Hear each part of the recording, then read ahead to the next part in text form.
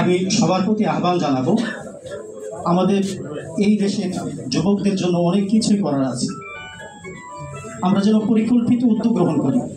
পুরো দেশব্যাপী আমাদের যে চেইন রয়েছে, সারা দেশের যুবকদেরকে কীভাবে কল্যাণ রাষ্ট্র গঠনের চিন্তা মাথায় নেওয়া যায়, তাদেরকে নিয়ে কাজ করা যায়, এই ব্যাপারে কার্যকর পদক্ষেপ গ্রহণ করি।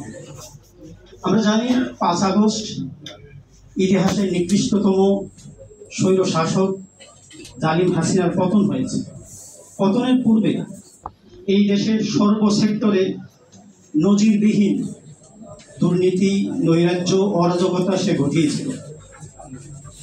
দেশটাকে যেহেতু নতুনভাবে সাজানো শুরু হয়েছে, আজকের এই প্রোগ্রাম থেকে আমি সবচেয়ে বেশি গুরুত্ব দেওয়ার অনুরোধ করছি শিক্ষা ব্যবস্থার দিকে। আমরা যেহেতু ছোটবেলা থেকেই একটু আত্ম সংগঠনের সাথে জড়িত, আমরা একটা স্লোগান নিয়েই বড় হয়েছি, আদর্শ জাতি গঠনে চাই বিজ্ঞানভিত্তিক, কর্মমুখী, সর্বজনীন ইসলামী শিক্ষা ব্যবস্থা। শিক্ষা ব্যবস্থাকে যদি ঢেলে সাজানো যায়, কর্মমুখী করা যায়, বিজ্ঞান ভিত্তিক করা যায়, আমাদের মনে হয় এই যুব সম্প্রদায়কে দিয়ে এই দেশে অনেক কিছুই করা সম্ভব।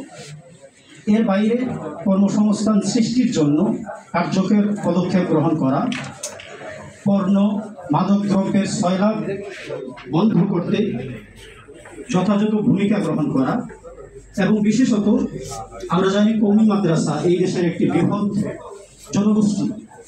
এত বড় একটা জনগোষ্ঠীকে পরিকল্পিতভাবে রাষ্ট্রের মূল ধারায় কাজে না লাগালে এই রাষ্ট্র নিয়ে আগানো কঠিন।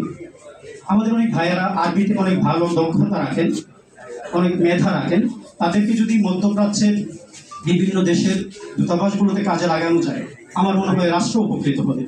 কওমি মাদ্রাসার একটা স্বীকৃতি দেওয়া হয়েছে, এটা কিভাবে কার্যকর করা যায় এই নিয়ে চিন্তা ভাবনা করা দরকার। বিশ্ববিখ্যাত দিনী প্রতিষ্ঠান দারুল উলুম দেওবন্দ সহ ভারত, পাকিস্তান সহ মিশর, মদিনা ইউনিভার্সিটি আন্তর্জাতিক বিশ্বে লেখাপড়ার জন্য যেন তারা সুযোগ পান, তারা যেন জাতীয় রাষ্ট্র গঠনে ভূমিকা রাখতে পারেন, তাদের এই সনদকে এমনভাবে কার্যকর করা দরকার যেন তাদের মাধ্যমে আমরা উপকৃত হতে পারি।